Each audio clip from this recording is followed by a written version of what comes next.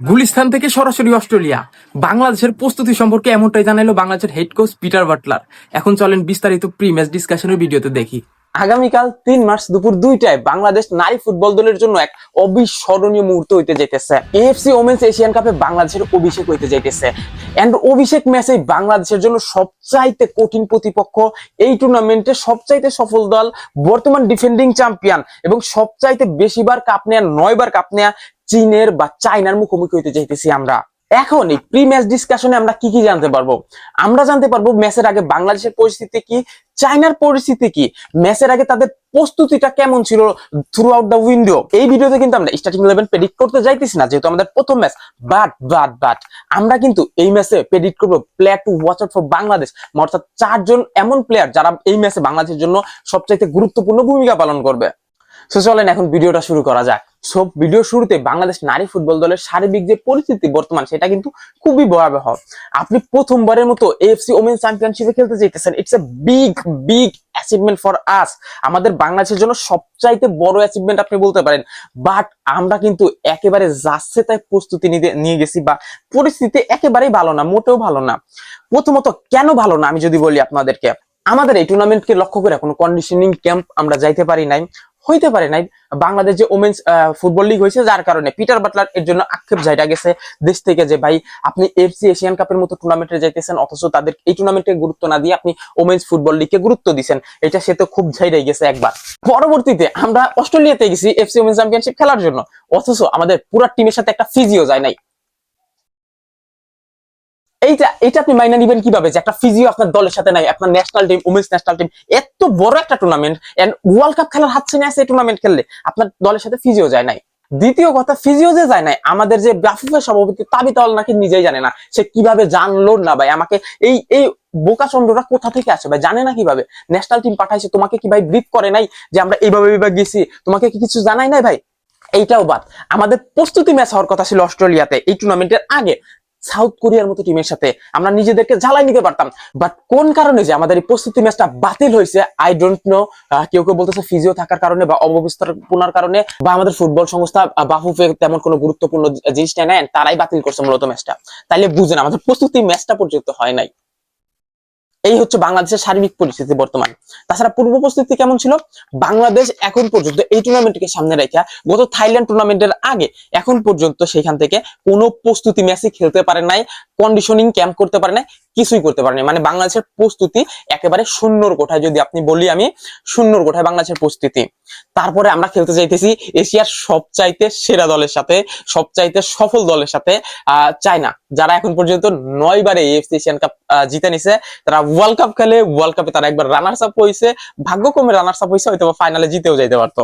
So এমন পরিস্থিতির সাথেও আমরা কি আশা করতে পারি, তার জন্য আপনি এই ভিডিওটা দেখতে পারেন, আমার চ্যানেলে আছে, ওই ভিডিওটা দেখে আসেন যে আমরা কি রকম আশা করতে পারি এই প্রস্তুতি নিয়েও এগুলা। এখন চলেন দেখি চায়নার প্রস্তুতিটা কেমন। প্রথমে বলে রাখি, চায়নার যে হেড কোচ প্রি ম্যাচ ডিসকাশনের যে ব্রিফিংটা হয়, প্রেস রিলিজ, সেখানে কিন্তু বাংলাদেশকে সম্মান জানাইছে। তারা জানে বাংলাদেশ প্রথমবার খেলতে আইছে, তারা কিন্তু যোগ্য সম্মান জানাইছে, যে এটা কিন্তু বাংলাদেশ ফুটবল যে সংস্থা বাফুফেও জানাই নাই বাংলাদেশ দলকে।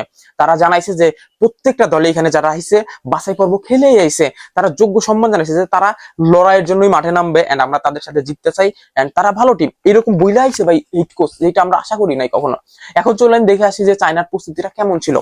সো চায়নার যদি প্রস্তুতির কথা বলি আমরা, তারা নভেম্বর মাস থেকে প্রস্তুতি শুরু করছে। তারা ইংল্যান্ডের সাথে প্রস্তুতি ম্যাচ খেলছে, স্কটল্যান্ডের সাথে খেলছে এই টুর্নামেন্টকে লক্ষ্য রেখে। তারপর 7 জানুয়ারি থেকে সেনজেন শহরে 42 দিনের একটা ক্যাম্প করছে, কন্ডিশনিং ক্যাম্প। সেইখান থেকে 10 ও 13 ফেব্রুয়ারি ভিয়েতনামের সঙ্গে 2টা প্রীতি ম্যাচও খেলছে এই টুর্নামেন্টের জন্য। অস্ট্রেলিয়ার অভিজ্ঞ কোচ মিলিসের অধীনে চলছে, ট্রেনিংও করতেছে তারা। সো যদি আমরা ফলাফল বলি, ইংল্যান্ডের সাথে তারা 8-0 গোলে হারছে, যেটা কোয়াইট আনপ্রেডিক্টেবল ছিল যে 8-0 গোলে হারা গেছে যদিও চায়না। দেন স্কটল্যান্ডের সাথে ভাই স্কটল্যান্ড সম্ভবত 3-2 বা 2-0 হয়েছে, এটা স্পষ্ট বোঝা যাচ্ছে না বা মনে নাই আমার সম্ভবত এখন। এরপর 7 জানুয়ারি থেকে সেনজেন শহরে 42 দিনের যে ক্যাম্প করছে, এটা তো দেখছেন ভিয়েতনামের সাথে ভালো করছে তারা। এইটা হচ্ছে তার চায়না ভাই সেরা টিম এই এশিয়ান কাপের। তারপর তাদের প্রস্তুতি, আর আমাদের প্রস্তুতি কোথায় ছিল তারা তা তো আপনাদেরকে বললামই ভাই, আমাদের ক্যাম্প পর্যন্ত হয় নাই, আমাদের ফিজিও পর্যন্ত আমাদের থাকে নাই।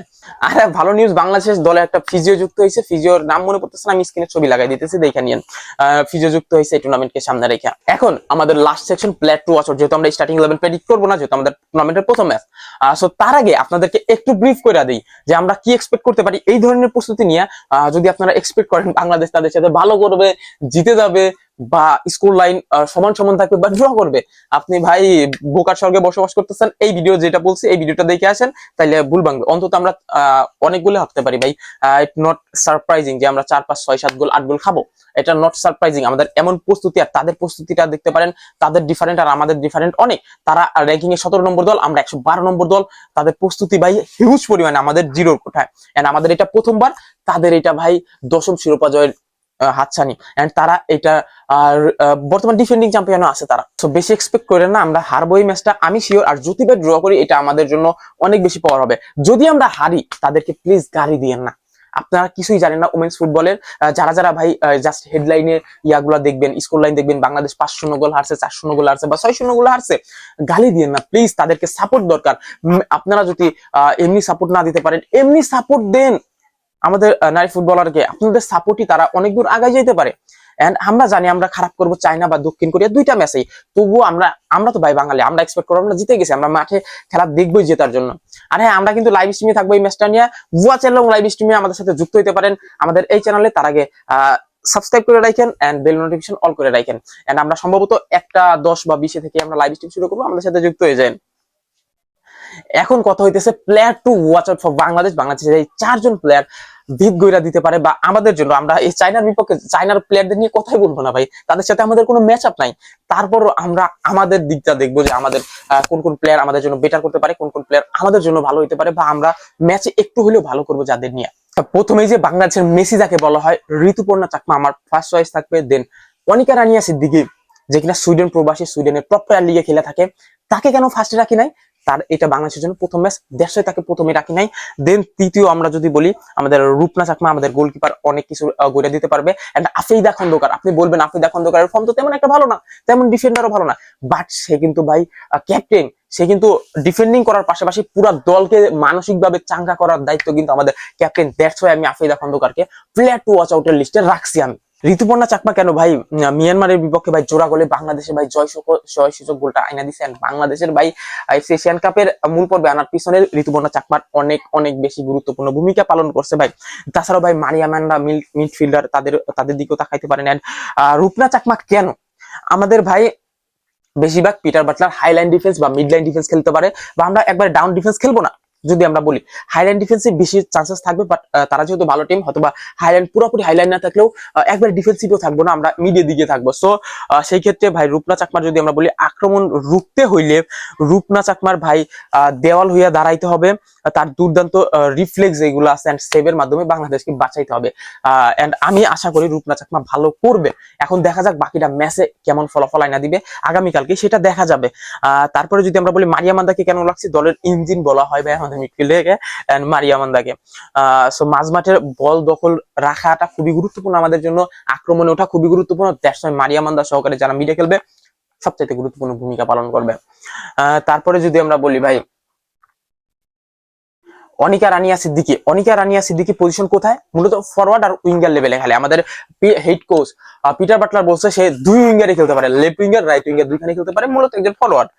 সো সে কোথায় খেলবে এই ম্যাচটাতে, যেহেতু তার সম্পর্কে তেমন কোনো ধারণা নেই, বাট সে কিন্তু অসাধারণ ভালো খেলে। আমি কিন্তু কিছু কিছু ভিডিও তার দেখছি এন্ড সে অসাধারণ ভালো করে। এখন দেখা যাক বাংলাদেশের সাথে কোঅর্ডিনেশন বা কানেকশনটা কিভাবে বিল্ড করতে পারে, কেমন করতে পারে, সেটা হচ্ছে বাংলাদেশের জন্য বড় পাওয়া হইতে যাইতেছে। এখন তাকে কোথায় খেলাবে, আই থিঙ্ক তাকে শামসুন নাহারের জায়গায় খেলাইতে পারে রাইট উইং দিয়ে মূলত। এখন আমি জানি না অ্যাকচুয়ালি কোথায় খেলাবে, কালকে ম্যাচেই দেখা যাবে।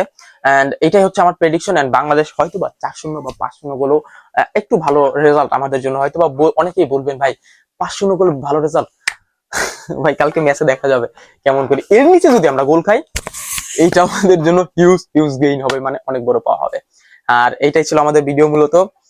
Thank you for watching. এটাই প্রিমিয়ার ডিসকাশন। আর আমরা কিন্তু লাইভে থাকতেছি আগামীকালকে, যোগ দিয়ে দিন আমাদের সাথে লাইভে, আর আপনাদের মূল্যবান কথাবার্তা আমাদের সাথে শেয়ার করতে পারেন লাইভ স্ট্রিমে। Thank you for watching again, love you everyone.